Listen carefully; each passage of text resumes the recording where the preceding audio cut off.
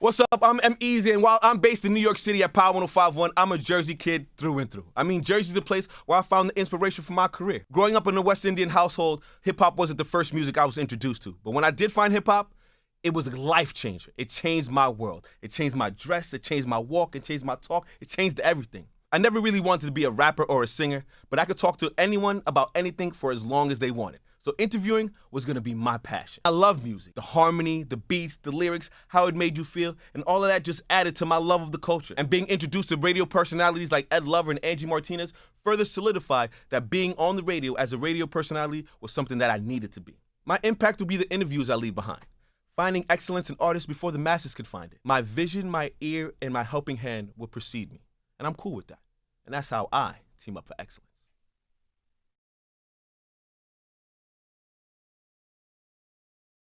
You're tuned in to the Sitdown Live with EmEz each and every Tuesday and Thursday at 8:15.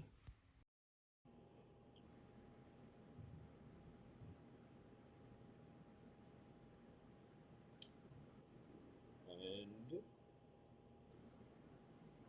are we live? Are we in here? We good? Are we good? Levels is good. Levels is good. Can you hear me? Can you see me? I feel like I'm lagging. Okay, we good. All right, ladies and gentlemen, you know what this is. We're back at it again. If I look a little tired, it's because I'm exhausted, people. Third child was born this past weekend. Not getting too much sleep. I wasn't getting sleep before. Pray for me. Oh,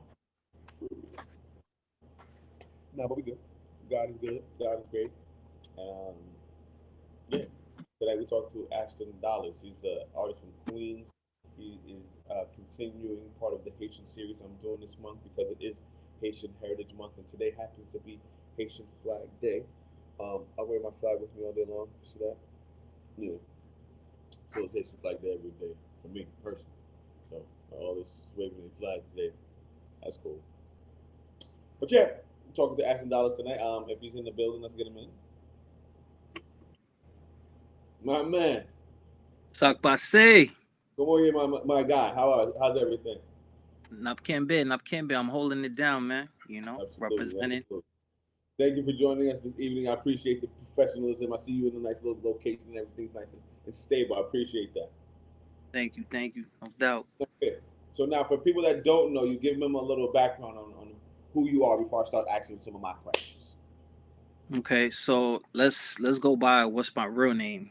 My real name is Marlon Baldwin. Um, I have two Haitian parents. You know, I resided in Queens. I'm really a La J baby. Moving forward, I just basically do music. I represent, you know, the community that I do in Queens, like things that I do in Queens as far as like, you know, let's rerun that. I'm sorry. You know what I'm saying? It's my first time with Power. But yeah. Take your time, take your time. It's my first time, bro. So you know what I mean? So all right, so check it. I'm from Queens, New York, Hillside. I have two Haitian parents, you know, both from Port-au-Prince. Right now, you know, we representing Haitian culture. Before you go any further, how did being raised with two Haitian parents mold your growing up? How did it mold you as a kid? How did being Haitian where you're from change who you were or make who you were rather? Well, my parents were more of people that pushed me to be something in life, as far as like, you know, helping me find my way. You know, not trying to kind of force it. I mean, you know, they would put me out there. They would basically, you know, send me to Catholic school.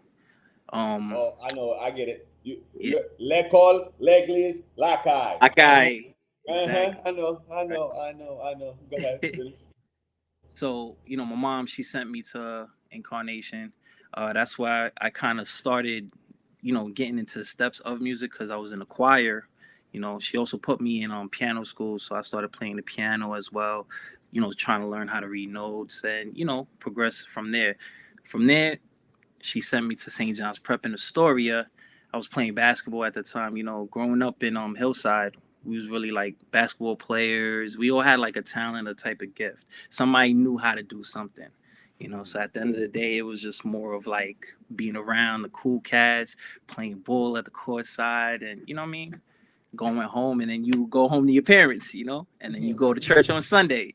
Yeah, right. So, Okay, so from coming from that household, because I know coming from a single parent household, rap music was not allowed in my mom's house. She wasn't with that hip hop shit. Not no way, not no how. I couldn't even say, you know what I mean, in my house without her put me on souffle, man. So how was how embraced in your household? well, it was kind of the same thing, I didn't really get into hip hop until I got to 7th grade. I got my first Hot 97 mixtape, right? And I remember, I won't forget this. It was a Valentine's Day. This girl gave me $20 in a card, and I went down to Hakeem, and Hakeem would sell all the bootlegs and all that kind of stuff. And I said, "Yo, let me get my first album, my first favorite artist album, whatever." My first actually album that I actually bought was Nelly Country Grammar. Who would ever think that would like go up there? So it was just like that. Then I also bought like a Hot 97 CD that had like mixed artists like Trick Daddy, Project P. I was growing up on these things. You know. Got you. Okay, we got Marlon in the building.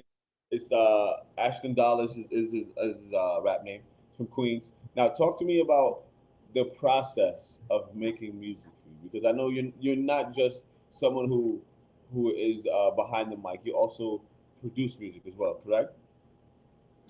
Yeah, I can co-produce. I write music. As far as like finding the direction, always coming up with ideas as well. I also have my team as well. We all collaborate and we all pitch in. So it's like a teamwork thing. So that's what it really is. But I'm more heavy on the writing as far as delivery. Trying to find something new that's out there, something trendy. You know.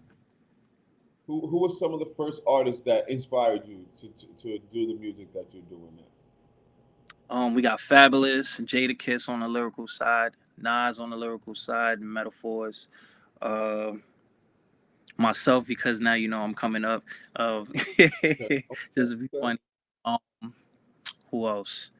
M, Jay Z. These were more like my prime time. I used to listen to Big Pun. I used to listen to Fat Joe, 50. 100, a bunch of kind of rappers that that caught my ear. Usher was mainly like I was more into the R&B also as well. Chris Brown, hearing him now. Chris Brown's the greatest artist alive. I don't care what anyone says. I don't care what anyone says. Chris Brown is the GOAT. Thank you and good night. Okay, as you were saying. Yeah. Okay, so now we've got the musical side. So talk to me about some of the things you're doing outside of music. People want to know who Ashton Dollars is behind the music. Give me some things that some people would that some of your friends know about you that you want your fans to know. All my friends know I'm a go-getter. I support everything that they do, as well as like when they have events. Um, Anytime it comes to them looking for my insight, I'm always there for them. Like I don't hesitate not to pick up my phone when they do call me.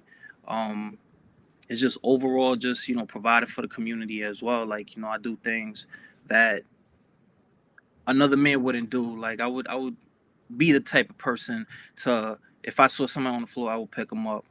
You know what I'm saying? If I saw somebody that was feeling down, I would be that type of person to push them to where they need to be. If it was a person that had talent but he just didn't know how to use it, I would try to guide that person right there. So just being more a helping hand and a friendly tip, and not to. I always keep this: be a legend in your own skin. That was one of my main quotes that I live by. But there was also another one where it's like when I tell a person this and I mean it, I say I never look above you, I never look below you, I look at you. Meaning we're even. We do the same. That's a dope bar, that's a dope verse. I like that one. Okay, Mhm. I want to pay a couple bills and play some commercials, and I want to get back into some of the ways you're giving back to your community, and how do you feel about being a young Haitian man in this industry, and some more stuff into Haitian culture, like your favorite Haitian dish. How have you been back to Haiti and things of this nature. So let me pay some bills. We'll come right back with Ashton Dollars. It's your man EmEz to sit down. We'll be right back. Cool. Beginning my first year of college definitely wasn't easy, especially when it came to money. Luckily, I found the Blender platform. I was able to create an interest-free private borrowing account with my family. They were able to fund my account with money whenever I requested it. Withdrawals were easy. Having that safety net credit line definitely took the fear out of being far away from home. Try the Blender platform. Maybe it can help you too. The Blender platform. Power to your wallet.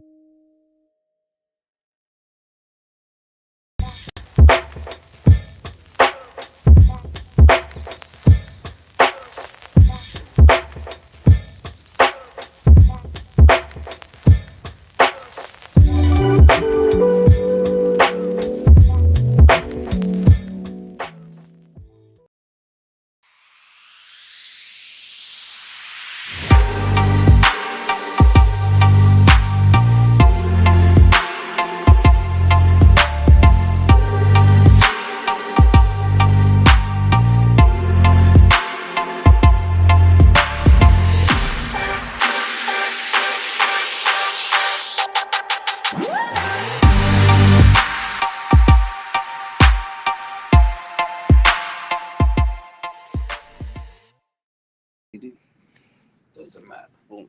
I gotta find out if that lady from House and Mats is out of the hospital. She owes me a check, all right? That's fine.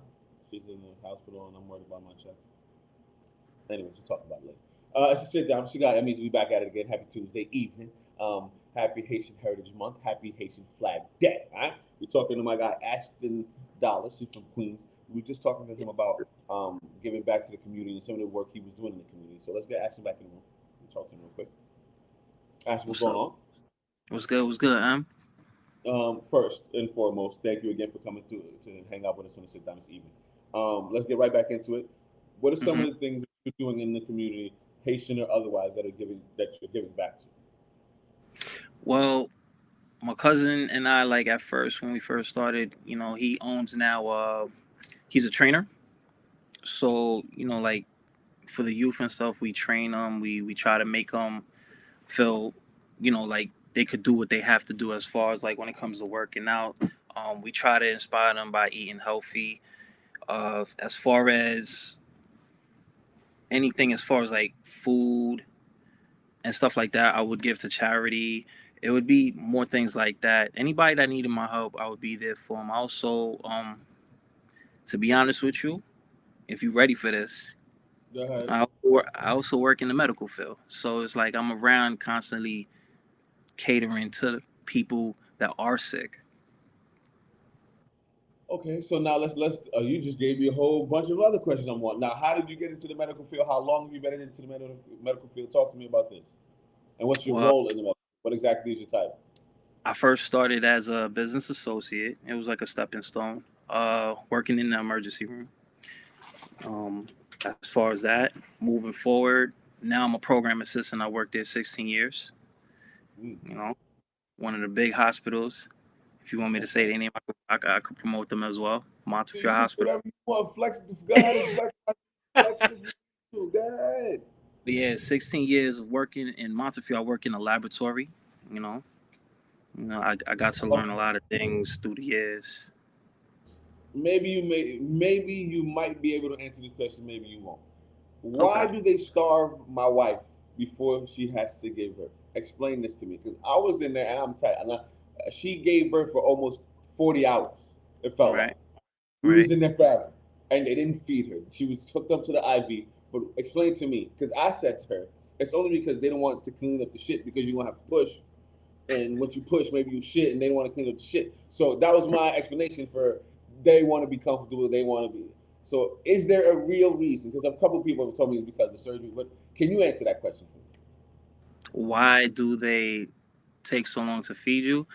Because when they draw blood, they want to make sure that you are not allergic to anything, and also certain medications they prescribe you, they don't want to involve food in it that's gonna make you throw up. She did do a lot of throwing up. Right. Okay. Moving right along. During this pandemic, while you were at the hospital, was there anything that you learned or saw that you were baffled by at any moment during the past 2 years? Repeat that question. During this pandemic, you said that you're a hospital official. Was there anything during the pandemic that you learned or saw or went through that just really made you think about life differently? I saw the numbers, how they were getting high. I saw how much people were passing away, even close friends of mine as well that I knew from high school to now. And it made me think of it as, whatever I can do on my power and my behalf to help in case of my community and help my friends and my people, you know? Gotcha. Okay. Let's get into some more Haitian questions here. What's your favorite Haitian dish? Oh, you ready for this one? Let me hear it. All right. So I like my moulin. No, yes, my moulin sauce pois. Okay, nice. Now, is it sauce pois the black sauce pois or the white sauce pois? I mean, it varies. If you're gonna throw it on a white rice, of course it's gonna be the light one. But if you're gonna throw it on a dark rice, I like them both. I can't decipher. They both taste good. Have you been to Haiti? And if so, when was the last time you went back to Haiti? Oh man, last time I've been to Haiti was at my grandma's funeral. I would never forget that. That was a whole. Yeah, I've been to Haiti like 4 times, but that was a whole different transition. Last time was my grandma. That was like about, I say 10 years back. Yeah. Yeah, that was the last time I went to Haiti was for my grandmother's funeral, and that was more than 10 years ago at this point. And yeah, that was different type of experience. Different type of lifestyle. Do you have? There's a lot of craziness that's going on in Haiti right now. Do you want to speak on any of it right now while you have a chance? What do you mean as far as the country? Yeah, the country in general, the kidnappings, the war that was going on between the president and the people. Like Haiti's been going through it, and it's National Haitian Heritage Month. I just want you to speak on something like that for a little bit. I mean, I just feel like what's going on, it's not good right now. You can tell it's not the way it was before, where everybody was having a good time. Going out there, eat mango, go to the beach, chill with your friends. It's not like that right now. It's like, it's a lot of drama right now because people are getting kidnapped, people getting hurt, people getting stabbed, people getting killed. It's too much going on out there. So, just I can't. And even the president, they don't even want the president. That's the funny part. Like, how can you rule a government without a president? How can you have a stable country without the president? But even though there's flaws in that system, it's a back and forth that's between the people and the government. And until we both come together and have an understanding, like I also live by this too, EmEz, and I'm going to tell you like this, the term OG to me, what it means to me, as far as like terminology when it comes to anything in life, it always comes down to a conversation and understanding. With conversation and understanding, you have an answer. Okay. And also growth. I call it conversation, understanding, and growth. There you go. That's the key. Conversation, understanding, growth. And that goes for us as well as people, as far as you have the older cats that they try to give us the school, the knowledge and everything, but at the same time too, like I feel like the young cats don't give that same knowledge back to the old heads. You know what I'm saying? Not knocking. I don't want to call them old heads. I'm sorry. To like the older crew, the older advice. So at the end of the day, I feel like if we both build together, there's going to be growth between us both, because not only you learning something from me, I'm learning something from you that I didn't know, to be more wiser. I say this to everybody that always has a problem with young people or this generation. I'm like, it's on us to make sure they don't make those kind of mistakes. So if they're messed up, it's our fault that they messed up. We're supposed to teach the ones that come behind us. So if you have a problem with what's going on now, it's because you didn't teach the proper values that you thought were necessary to the ones that were behind us. But anyway, That's a topic for you know what I'm saying? Yeah. Talk to me about Champagne Poppin'. Let's get into some of your music now. And then your current music. Champagne Poppin', Stripper Pole 1 and 2. Like, what's this music like, man? Okay, so Stripper Pole 1 was a scene by scene play written by me where it was my birthday single, right? SP2 was more of the I made it dropping the dollars, and I did my thing from my birthday to me bringing my friends to the clubs because it was first my friends bringing me to the clubs, introducing me to that lifestyle, right? And when we got into dropping dollars is when, all right, I already know the lifestyle. Let me bring my friends out, and this is what we doing. We out there dropping dollars. Now, moving on to the champagne popping. Champagne popping is basically another reliving scenery between like friends that I've partied with, and we always had the champagne popping. We would buy out the sections. We would go travel to DR, buy out the section. We would travel to countries and just buy out sections and just got the champagne popping. That was the thing. The bottle girls would come out. You see the sparkles. That was like a Queens tradition thing. Like that's what all the Queens cats do. When we out here, or anybody that really parties, like in general. Like I felt like it's a universal kind of record. It could blow across all around. Because everybody does this now. It's a trend. Champagne popping. Yeah, definitely. Champagne popping definitely was. I mean, I probably won't ever stop at this point. The way the club scene. I remember going to the clubs in Queens and popping champagne. Definitely was a thing. Absolutely, absolutely. Well, listen, I'm not gonna take too much more time because I got to get back to my newborn. Thank you Yes. for joining us this evening. Let them know how to stream your music, how to be a part of it, and then I'll ask you one more question before we go. But let them know the info before how to stream you and all that good stuff. Well, you can find me on all digital platforms. You can also check me out at www.astondollarsglobal.com. You can also Google me, Aston Dollars, and everything will pop up. You'll find my information. You'll be able to read about me on articles. You'll be able to see everything I did. And also, shout out to Power 105.1 EmEz on the Sitdown for looking out for me and having me on this show, representing all the way, man. You know what I'm saying? I'm Kembe, Haiti. Yeah, man. Okay, now, if things ended today, the earth ended, music ended, and they found your catalog, what would they say about your music, your catalog of music today? It's epic. Mm, It's epic. that's it. It's epic. That's it. You heard the man. Listen, Ashton, again, thank you for joining us this evening. I'm gonna let you go. I gotta get out of here. Again, thank you, ladies and gentlemen. Make sure you follow him, stream him, be a part of everything he's doing. Ashton's a good guy. I appreciate you, Ashton. Thank you for coming through. Now, like I said, stream Ashton stuff. He's a good guy. He's from Queens, Haitian dude. We're gonna continue this Haitian trend for the rest of the month. It is Haitian Heritage Month, and this Thursday will be Grimas. He's from Florida, artist doing his thing.